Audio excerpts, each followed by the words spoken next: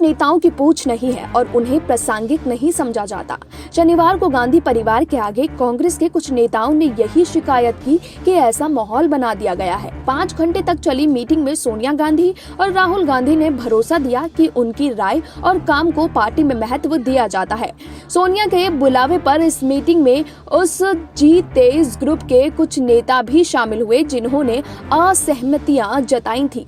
बैठक में सीनियर बनाम जूनियर्स को लेकर बहस हुई, जिस पर राहुल गांधी ने बीच में हस्तक्षेप करते हुए कहा कि वे वरिष्ठों का सम्मान करते हैं और इनमें से कई उनके पिता के साथी भी रह चुके हैं। सूत्रों के मुताबिक राहुल गांधी ने कहा कि वो गुलाम नबी आजाद, आनंद शर्मा, पूर्व हरियाणा के सीएम भूपेंद्र सिंह हुड्डा यानी सभी G23 नेताओं का बेहद सम्मान करते हैं, क्योंकि वे सब उनके पिता के दोस्त रहे हैं जिन्होंने कांग्रेस को बनाया है।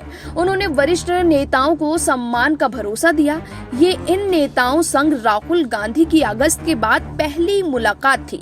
तब इन सीनियर नेताओं ने राहुल गांधी को चिट्ठी लिखकर प्रभावी और पूर्णकालिक नेतृत्व तथा CWC के चुनाव की मांग रखकर पार्टी के भीतर भौचाल ला दिया था। ऐसे में मीटिंग एक तरफ से पार्टी के भीतर जारी कलह को खत्म करने की शुरुआत की तरह देखी जा रही थी। मीटिंग में एक वक्त राहुल ने कहा कि आरएसएस और बीजेपी गवर्नेंस में इतना डूबे हैं कि जब कमलनाथ सीएम थे तो भी संघ सरकार में अपने लोगों के जरिए सरकार चलाता था। उन्होंने कहा कि कमलनाथ एक सीएम की तरह कभी काम नहीं कर पाए और सरकार 15 महीने में गिर गई।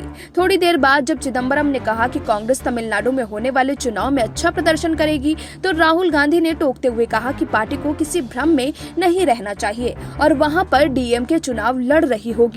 कांग्रेस तो सहयोगी है। एक वक्त AK एटनी ने कहा कि वह आजाद और शर्मा और कई अन्य काफी कम उम्र में ही नेता बन गए थे और तब भी पुरानी पीढ़ी को ऐसी ही दिक्कत हुई थी।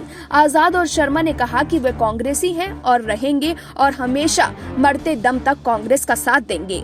कुछ नेताओं ने राहुल गांधी से पार्टी की कमान संभालने की गुजारिश की।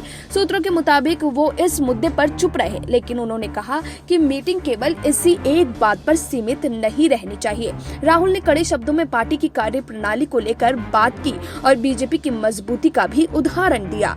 उन्होंने कहा कि MP और राजस्थान को लेकर कांग्रेस इन 2 राज्यों में जीत नहीं सकी है, बल्कि बीजेपी हारी है। उन्होंने छत्तीसगढ़ विधानसभा चुनाव में जीत को असली जीत करार दिया। राहुल ने कम्युनिकेशन गैप की बात करते हुए कहा कि वो उन नेताओं से नियमित तौर पर मिला करेंगे जो असहमति जताते हैं। Bureau report SPN9 news.